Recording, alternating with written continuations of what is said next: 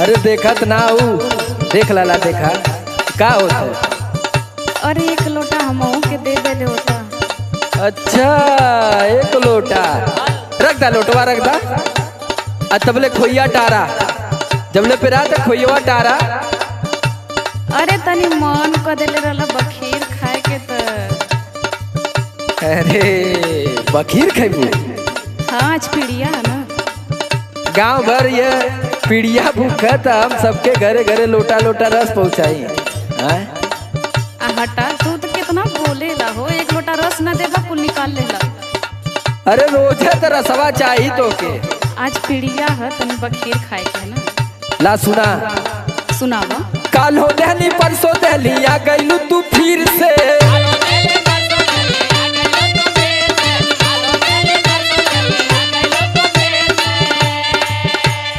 मांगा तारी रोजे रोज रसवा बखीर के।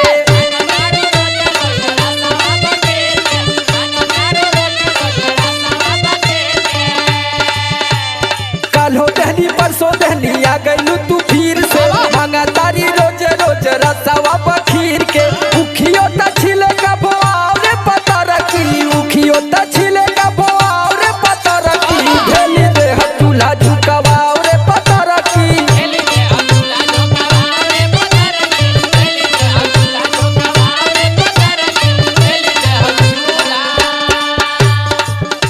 अरे एक लोटा रस दे देबा तो ऐसन कंगाल हो जाइबा।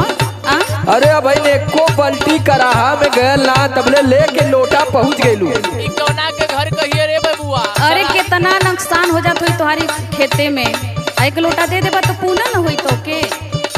ये धनंजय यादव का धर्म पत्नी है। सुना सुनावा। सही सब कहेला तू बड़ा कोनो जूस हो।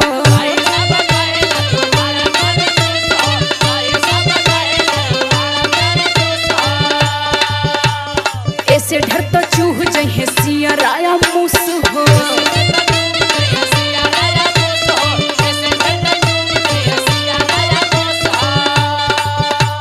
सही सब कहेला तू बड़ा कोनो जूस हो। ऐसे ढर तो चूह जहे सियरा मूस हो। ओख तो हर छिले रोज बूढ़ा खेते आवेली। ओख तो हर छिले रोज बूढ़ा खेते आवेली। दू दू बोझा गेड़ा घोरे भैंस के ले आवेली।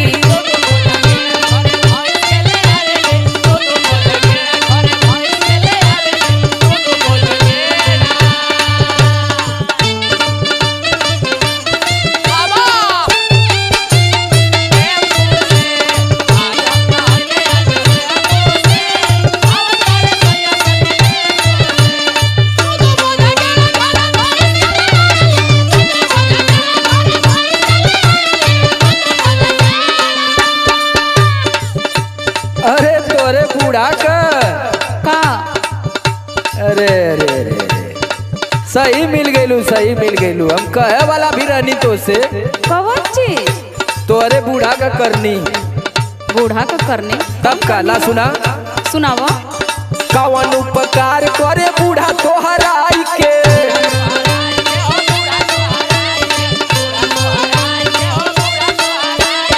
आठ उख बांधे रोज गेड़ा में चोराई के। अच्छा मन इहो बाकी रहल का।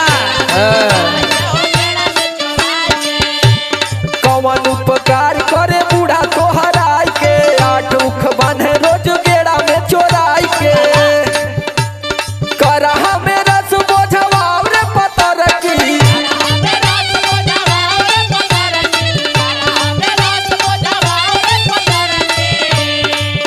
अरे करहा में रस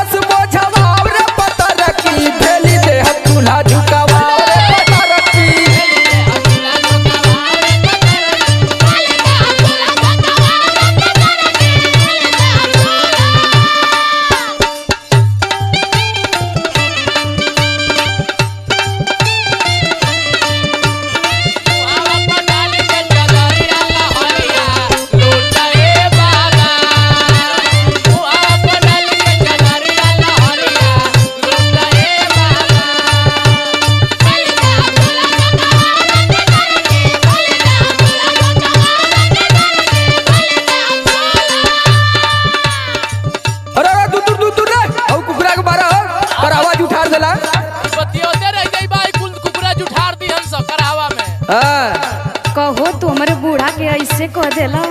ऐसे का कहते जो करे नी हम कुछ ना बोली ना देख के पटाए जाए कि जायदा। अरे भाइयों एकरा पिछवा पिछवा 25 को पिल्ला कहाँ से घूमत हूँ रे। अरे वो कुकुरिया भी आई है ना। अच्छा अच्छा। ओ बेचारों के खुदा ना चल जाला बाकी कहनी कि जायदा उनकर छिलवा दे तनी भैंसियों का काम चल जाई या तू तो चोरी लगावत हुआ। अरे ई ता भाई पेड़िया सुना सुनावा चोरिया लगावत तो है शरम न आवेले।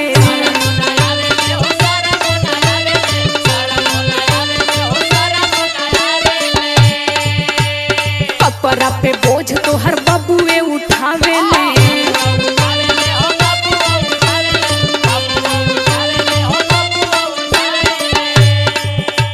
अरे वो हमार बाबू कहना कि जायदा बूढ़ पुरनिया बेचारी लेके जाते तो जायदा छोड़ा कोनो मतलब ना दू चार 10 उख का क्या मतलब 5 दिन में 75 गो उखले गइल बाड़ी इनकर बूढ़ी। हाँ चोरिया लगावत तो है शरम न आवेले। कपड़ा पे बोझ तो हर बबुए उठावेले। समर आलोक हो कोल्हारे पहुँचावेली।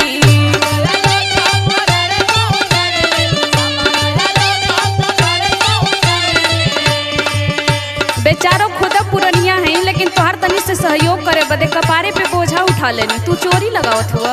अरे हम आगे अबन कलिया खुदा 10 उख उनके अलग से देनी बोला के। हाँ पहले पतोयन का लार चुअता। हाँ समर आलोक हो कोल्हारे पहुँचावेली। दू बोझा गेड़ा घरे बांध के ले आवेली।